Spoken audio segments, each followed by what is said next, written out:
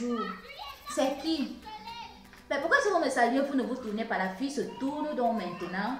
Elle avait entre ses mains. Ma chérie, tu n'as plus de vie. Salut, bonjour, bonsoir, bienvenue à Gigi Ngono. J'espère que vous vous portez bien parce que moi, je pète la forme. Alors, lorsque la jeune fille se tourne, elle montre ses mains à Ghislaine et avec ses organes entre ses mains. Ghislaine lui demande que, mais c'est qui? Qu'est-ce que vous voulez? En fait, elle prend peur. La jeune dame lui dit que si tu es sage, prends tes clics et tes claques et tout le camp d'ici. Elle dit que non, je ne sais pas. Qu'est-ce que tu racontes? Qu'est-ce que machin est monté et tout? En fait, elle ne comprenait rien de ce que la personne lui racontait. Elle dit que ce que tu es sage, il faut partir d'ici. Elle sursaute en fait. Pendant qu'elle sursaute, elle trouve sa belle-mère qui est dans sa chambre devant son lit. Elle dit que maman, qu'est-ce que tu fais? Tu étais là, qu'est-ce qu'il y a? Elle la regarde après et dit que non ma fille c'est rien. En fait c'est que je t'ai entendu faire comme si tu faisais un cauchemar. Je suis donc venue regarder, tu étais en train de crier, tu criais quoi? Elle dit que hé maman j'ai fait un rêve bizarre. Une jeune fille est en train de me dire que... Elle t'a en train de te dire quoi? Après elle dit non rien, je ne me rappelle même plus mais c'était un rêve traumatisant quand même. Elle dit que maman je peux venir dormir avec toi? Elle dit, Kaka, toi aussi, tu vas avoir peur. Je ne sais même pas, tu me fais, je n'arrive même pas à bien dormir. Je viens ici. Ok, la mère. Alors, la belle-mère retourne dans sa chambre. La nuit qui suivait, Ghislaine fait un autre rêve. Mais là, ce n'est pas une seule fille, c'est deux filles. Elles sont là.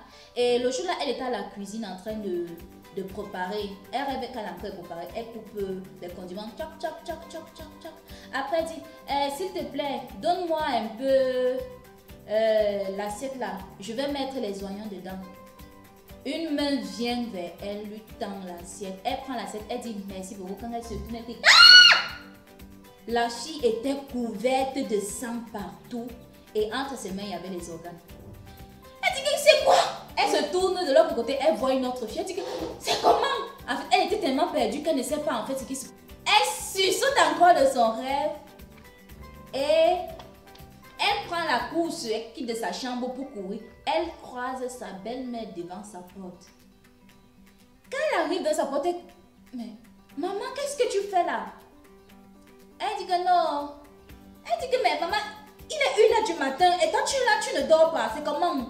Tu m'as aussi entendu crier dans le rêve. Elle dit que oui, c'est ça ma fille. Je t'ai entendu crier dans le rêve.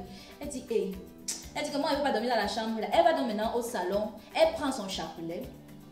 Elle prend son chapelet et sa Bible. Elle va s'asseoir au salon. Pendant qu'elle est alors au salon, elle décide de causer avec son mari. Elle cause avec son mari. Elle dit que, bon, bébé, il y a un truc qui m'arrive aussi dernièrement. Depuis que tu es partie, je ne dors pas bien. Il y a des rêves horribles que je fais dans la maison si je ne comprends pas. Et maman a changé avec moi. Elle me parle très mal maintenant. Elle me gronde, elle me répond sèchement. Je ne sais pas ce que j'ai fait. Qu'est-ce que j'ai fait? Son mari lui dit que non, garde ton calme, j'arrive là-bas bientôt. Tu entends? Elle dit oui. Le lendemain matin, et son mari est déjà là. Il dit que mais pourquoi hier soir, dans la nuit, tu ne m'as pas dit que tu devais venir aujourd'hui? Il dit que est-ce que je suis obligée de te dire quand je dois venir ma chérie? Je voulais te faire la surprise, non? Et surtout que tu m'as dit que tu étais inquiète. Tu étais triste ici et que tu avais peur. Il faut le moins que je sois là. Elle dit que bon bébé, comme tu vois là, moi je veux partir. Sa mère lui dit que comment ça tu veux partir ma fille? Tu penses que tu es restée ici là pour rien? Je voulais t'observer pour voir comment est-ce que tu évolues. Hein? Une fille comme toi, depuis que mon fils et toi vous êtes ensemble, tu n'as même pas encore conçu même un seul petit enfant. Hein? Tu vas accoucher quand?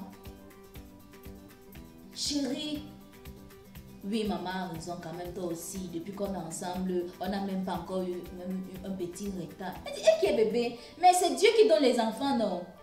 Tu penses que je suis stérile? Elle dit que non. C'est justement ça. Je ne dis pas que tu es stérile. Bon, maintenant, je pense qu'il faudrait qu'on aille te faire consulter.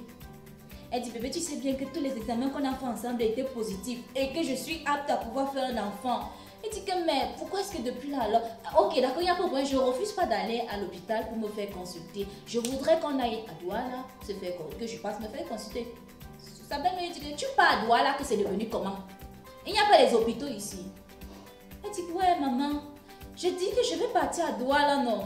À Douala, au moins, s'il y a des grandes cliniques et là-bas, je peux bien me faire suivre. Si c'est qu'il a, elle dit que jamais tu vas te faire suivre ici. Il y a une clinique ici, là. Il y a un médecin de la famille qui s'occupe souvent de nous.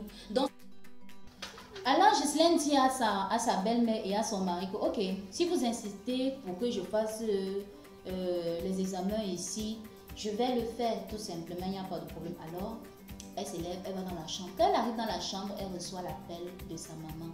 Quand sa mère l'appelle, elle dit, maman, ouais Seigneur, enfin tu m'appelles. Sa mère dit que tu es sûre que ça va bien là-bas. Je fais les rêves bizarres ici là de toi. Hein, comme si tu étais morte. Tu es sûre que ça va très bien là-bas. Tu es même où? Tu dis que tu es partie où depuis? Hein? Elle dit que maman, je suis chez ma belle-mère, non. Et depuis un temps que quand son fils est parti, elle me parle mal ici et tout.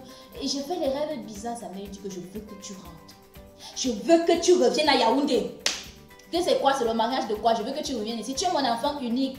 Elle dit à sa mère que maman, s'il te plaît, prie pour moi. Pendant donc que sa mère est en train de prier, sa mère lui dit, ok, il n'y a pas de problème. Je vais prier pour toi, mais demande à ton mari demande à ton mari de te faire quitter de ce village-là. C'est comment? Tu t'es pas marié pour aller rester en bourse comme ça. Alors, elle raccroche. Sa mère se met donc à faire la prière. Elle aussi, elle se met à faire la prière.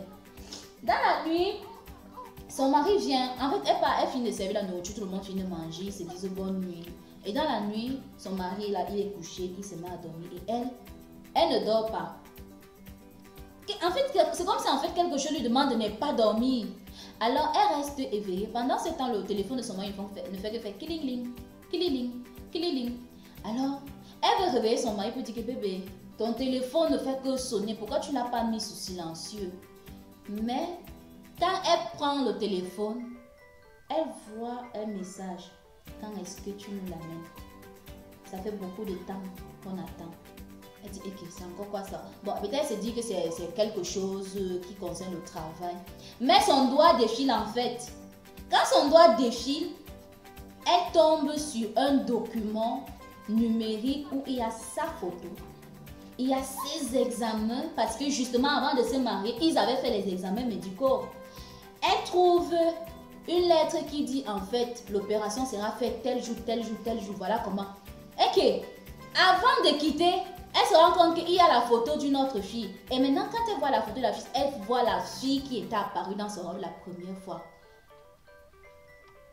Il y a tous les examens à l'intérieur, tous les organes qu'on avait pris et tout, et tout, et tout.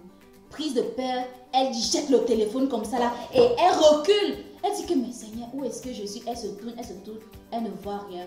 En fait, elle fait genre, je ne vais pas le réveiller quoi.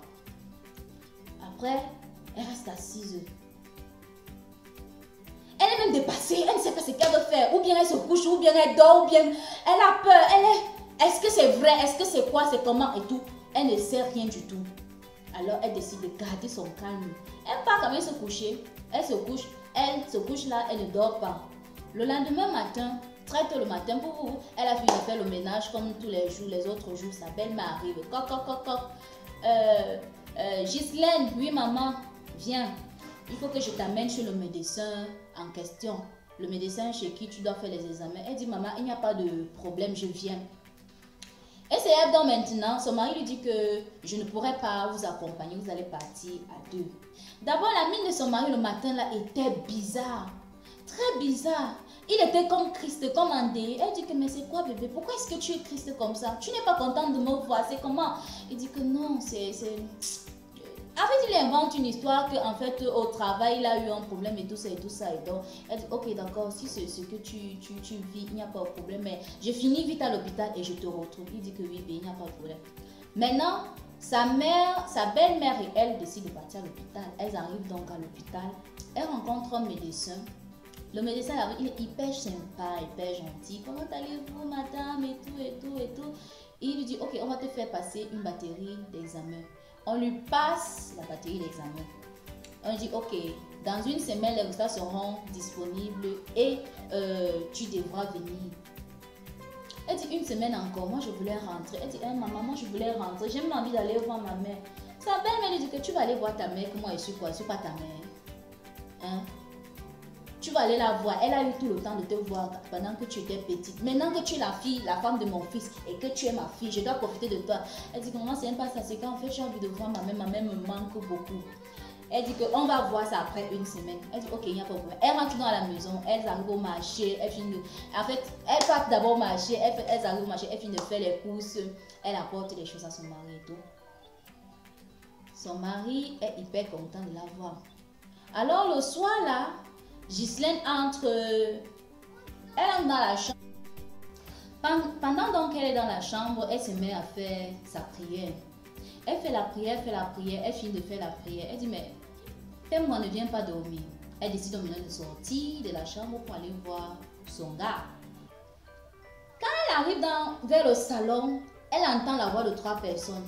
Temwa, le médecin qui l'a consulté et sa mère. Elle entend comment le médecin dit, c'est le jackpot, mon frère, on n'a jamais eu des organes comme ça. C'est le genre d'organes que quand on va toucher, le million qu'on aura là, elle décide de rester derrière et de les écouter. Elle reste tranquille. La belle-mère dit que, tu sais, depuis que je reçois les filles ici là, je n'ai pas encore reçu une fille comme elle. Parce que la fille ici là, elle a un truc, il faut vite faire ça, il faut vite faire. Moi je ne veux pas les problèmes, je ne veux pas avoir les problèmes, je veux pas qu'il y ait un truc qui arrive, qui se passe mal. Temwa dit que non, calme-toi, je vais la convaincre. Même si elle m'a dit, oui, elle m'a dit qu'elle veut aller chez sa mère, elle va aller voir aussi sa mère. Donc je vais essayer de faire en sorte qu'elle reste là. Toi-même, tu as souvent les trucs que tu donnes souvent aux filles ici rapidement, non, tu peux lui donner ça pour que même la douleur du ventre, même ça, elle peut avoir. Parce que quand on va lui annoncer que elle a un problème de kyste, elle ne va pas croire. Il faut que tu lui donnes ça. Après, le médecin dit que oui, justement, Temwa a raison. Il a raison. Il faut lui donner quelque chose qui va beaucoup, là, qui va même la motiver à vouloir venir à l'hôpital. Et comme ça, une fois à l'hôpital, même avant une semaine, on aura retiré tous les organes. Et chacun sera content, tout simplement. Et la mère, elle lui dit, elle a commencé à faire des rêves bizarres. Tu es sûre qu'elle n'est pas voyante quelque part? Et maman, toi aussi, laisse. C'est pas vrai, elle n'est pas voyante. C'est juste que... Ghislaine dit, maman, donc tous les rêves que je fais souvent ici, là, c'est qu'en fait, ce sont mes organes qu'on a calculés depuis 2 ans que je suis avec le gars ici. Elle court donc maintenant, elle va dans la chambre. Sa belle-mère arrive le matin. Avant qu'elle ne sorte, coq, oui, c'est ouvert. Elle ouvre la porte. Maman, bonjour, c'est comment ma chérie? Ça va maman et toi? Ça va, tu as bien dormi? Oui. Elle dit que, ma fille, j'ai concocté un petit médicament ici là pour pouvoir t'aider. Elle dit que maman, je suis pas malade. La mère dit que tu n'es pas malade, comment? Elle dit, maman, je te dis que je ne suis pas malade. C'est parce qu'on est parti à l'hôpital. Et oui, c'est vrai, tu n'es pas malade. Et que ce n'est pas pour la maladie. En fait, c'est que comme... elle commence à chercher une excuse bidon, genre... quand on va aller t'ausculter pour les résultats, il ne faudrait pas que tu te sens... Elle dit que maman, je t'ai dit que ça ne me dérange pas. Et il n'y a pas de problème. Quand ça va arriver pour les examens, je vais aller prendre les examens tranquillement. Sa belle me dit, ok, d'accord, bon, sinon comment on a dormi, Temwa alors? Elle dit que maman, Temwa a bien dormi. La belle-mère s'en va. Ghislaine passe s'asseoir, elle réfléchit, elle dit comment est-ce que je peux faire pour fuir la maison, comment est-ce que je peux faire? Parce que tout en fait dans la maison fait déjà peur. À n'importe quand, à n'importe quelle heure, dans n'importe quoi, on peut tout faire pour l'arrêter. Sa belle-mère dit que ma chérie, tu ne prépares pas aujourd'hui, c'est moi qui vais préparer. Elle dit, ok, il n'y a pas de problème. Oh. Son mari lui dit qu'on part alors faire les courses. Ils partent faire les courses. Pendant qu'ils sont en train de faire les courses, elle cogite comment faire pour fuir. Elle n'arrive pas parce que son mari la crappe la main. Ils sont au supermarché, il attrape la main. Il choisit une robe, regarde, ça te plaît, machin. Il a sa main. Ma chérie, je t'aime. Est-ce que tu es mignonne? Elle dit que oui, je sais. Elle aussi, elle sourit un genre là. Il rentre le soir. Sa belle-mère a fait un repas. Tout le monde est à table pour manger. Après, elle dit que je n'ai pas faim et je suis un peu fatiguée. Son mari dit que tu n'as rien mangé depuis le matin. On a passé toute la journée ensemble. Comment tu dis que tu n'as pas faim? Elle dit à son mari que, comme tu vois, je n'ai pas faim. Sa belle-mère dit que non, tu refuses à ma nourriture, Ghislaine. Elle dit que non, maman, je ne refuse pas. Oh. C'est juste que je n'ai pas faim. Son mari dit que tu n'as pas faim, comment? Tu vas le manger quoi? Elle dit que je veux qu'on m'achète telle chose. Ça veut dire que tu peux manger les biscuits. Alors, s'il faut que tu manges quelque chose, on a passé toute la journée ensemble, tu n'as pas mangé. Elle dit, ok, je vais alors manger. Il semblerait que dans le plat de Ghislaine, la mère avait mis une potion. Et la potion avait pour but de faire mal au ventre à Ghislaine. Alors, elle a mangé tout simplement et elle a commencé à avoir mal au ventre. Elle a mal au ventre, son ventre tourne, son ventre tourne, son ventre tourne. Elle dit que ouais, bé, mon ventre tourne. Son mari la regarde comme ça, il dit que ça va aller, ma chérie. Sa mère vient, elle dit que ça va déjà. Ouais, ma fille, ça va. On a mangé la même nourriture, non? Comment ça se fait que toi, tu as mal au ventre? C'est comment? Ouais, ma fille. Elle dit qu'on part à l'hôpital. Je ne veux pas aller à l'hôpital, je vais supporter. La mère insiste. Son mari dit que bien, on part à l'hôpital, non? Elle dit que je vais supporter. Ça va, c'est fini, ça ne me fait plus mal. Pendant qu'elle est en train de se torturer, son mari la guette comme ça. En fait, il sort, il retrouve sa mère. Sa mère dit que depuis là, c'est comment toi aussi? Il dit que je n'ai pas vu la brusquer. Il faut qu'elle parte avec une belle image de moi. Quand même, je lui ai montré toute une bonne image de moi. Il ne faut pas. Ghislaine est là, elle les écoute. Elle appelle, elle prend son téléphone, elle appelle sa mère. Elle dit à sa, elle raconte en fait toute l'histoire à sa mère. Elle dit à sa mère qu'en fait, elle a découvert en fait que sa belle-mère et son mari tuent les jeunes filles pour vendre les organes. Et qu'en fait, elle n'est pas la première femme de Temgwa. Parce que justement, dans le téléphone, les documents qu'elle avait lus, en fait, montraient que elle n'était pas la première femme. Parce que la fille était l'épouse de Temgwa. Et cette aimée, il y avait même une autre. Alors, le matin arrive. Ghislaine est normale. Hein? Elle fait genre, elle n'a pas mal. Sa belle-mère dit que tu es sûre que ça va. Elle dit que maman, ça va. Temgwa lui dit que tu es sûre que ça va, ma chérie. Elle dit que bébé, ça va. Il dit ok. Alors, Temgwa lui dit bon, moi je vais retourner sur Douala. Elle dit que je viens avec toi. Son mari dit que tu ne peux pas venir avec moi. Elle dit que je viens avec toi. Elle dit que je ne peux pas venir avec. Tu ne peux pas venir avec moi. Elle dit pourquoi est-ce que tu ne veux pas que je vienne? Depuis, ça fait déjà 1 mois que je suis ici dans le village. Tu m'as abandonné ici là. Et je t'ai abandonné comment? Tu es avec ma mère, non? Elle dit que non, je ne veux plus rester ici. Je veux venir avec toi. Sa belle-mère dit que okay, tu ne m'aimes plus, ma fille, machin. Elle dit que non, maman, je ne veux pas. Je ne veux plus rester ici. Moi, je veux partir. Je veux rentrer à Yaoundé. Je veux rentrer à Yaoundé voir ma mère. Elle me manque déjà. Son mari dit ok. Comme tu es donc dérangé que je sois là, je vais demander au médecin de venir nous donner les résultats. Il dit que non, les résultats, on a dit que les résultats devaient sortir après 1 semaine. Son mari dit que c'est mon ami, on va aller. Ils arrivent donc à l'hôpital. Quand ils arrivent à l'hôpital, le médecin la voit, il est hyper sympa, ça va. Oh oui, c'est vrai, les résultats sont même déjà disponibles et tout. En fait, il s'assure et le médecin lui dit que comme tu vois là, ma chérie, tu as un problème de kyste et de myome dans le ventre. Il faut qu'on te fasse une opération. Ghislaine dit qu'il n'y a pas de problème, je suis d'accord pour l'opération. Les deux hommes se regardent, ils sont hyper contents. Ouais, félicitations, on a réussi notre plan. Alors, ils rentrent à la maison pour aller préparer l'opération. Quand ils arrivent à la maison, elle avait donné l'itinéraire à sa mère. Elle avait expliqué tout le problème à sa mère. Elle avait tout dit à sa mère. Sa mère donc a commencé à faire les recherches sur ce Temgwa-ci. Et elle découvre effectivement que Temgwa était marié déjà. Mais pas une seule fille. À 5 filles déjà comme ça.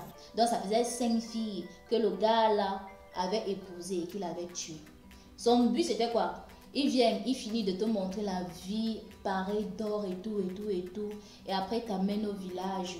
Le village là en fait, même la femme là, ce n'est même pas sa mère. Ce n'était pas sa mère biologique, c'était même pas. C'était une femme avec qui il était en collaboration pour la vente des organes, tout simplement. La mère finit d'avoir toutes les informations. Ghislaine dit qu'il n'y a pas de problème, je viens, on va me faire l'opération. Sa mère lui dit que je suis d'accord pour l'opération. J'arrive. Elle dit que sa mère a quitté Yaoundé avec une légion de personnes et tout, ils arrivent là-bas. Elle demande à sa mère que tu viens quand? Tu viens à quelle heure? C'est comment? Sa mère dit que je suis en route. Quand elle arrive, elles ont dormi parce qu'on lui a dit qu'on va te faire l'opération demain. Sa mère est arrivée comme aujourd'hui. Elle dit que non, elle ne peut pas seulement aller pour sauver seulement sa fille. Parce que si elle sauve seulement sa fille, d'autres filles vont continuer de mourir parce que sa fille est à 5 et sa fille c'est la 6e. Alors ils ont dormi dans un hôtel. Ils ont entendu. Le lendemain matin, elle a écrit à sa mère. Sa belle-mère était sympa, gentille. Ouais, ma chérie, ça va. Tu as bien dormi. Tu as machin. Elle dit oui, belle-mère, ça va. Seulement, il dit oh, chouchou, mon bébé, il ne faut pas t'inquiéter. Ça va bien se passer. Tu entends? Oui, bébé, j'ai compris. Elle jouait le jeu. C'est une actrice, papa. C'est une actrice. Hein? Elle jouait le jeu. Elle ne voulait pas lui montrer qu'en fait, je suis au courant de toutes vos choses. Elle arrive donc au bloc opératoire. Elle arrive donc à l'hôpital. Elle arrive à l'hôpital. Elle s'assoit donc dans la salle de réception. Le médecin l'amène vers le bloc opératoire. Elle va au bloc opératoire, elle se déshabille, elle se nettoie. En fait, tout ce qu'on fait pour le bloc opératoire, elle porte la casaque. Le médecin arrive, il est seul. Elle demande au médecin que, mais docteur, vous ne travaillez pas avec d'autres personnels. Il dit que non, je suis habituée à faire mon travail tout seul. Elle dit que ok. D'accord. Maintenant, elle lui demande, mais docteur, vous allez me faire quelle sorte d'anesthésie? Le médecin dit qu'on va te faire l'anesthésie générale, ma chérie. Elle dit que non, je veux qu'on me fasse l'anesthésie locale. Il dit que non, je préfère qu'on te fasse l'anesthésie générale. Comme ça, comme je suis seule là, je ferai vite le travail et tout ça. Elle dit que non, j'ai envie de voir comment vous êtes en train d'opérer mon ventre. Le médecin dit que non, ma chérie, c'est pas comme ça que ça va se passer. Elle dit au médecin que je dis que je veux l'anesthésie locale. Le médecin dit que je te dis que je veux te faire l'anesthésie générale. Elle dit que docteur, je t'ai dit je suis l'anesthésie locale. Si tu ne veux pas, tu laisses. Il dit que bon, tu vas dire ça à ton mari. Avant donc que son mari même n'entre, sa belle même entre, la mère là lui a donné une claque. Bam! Tu veux même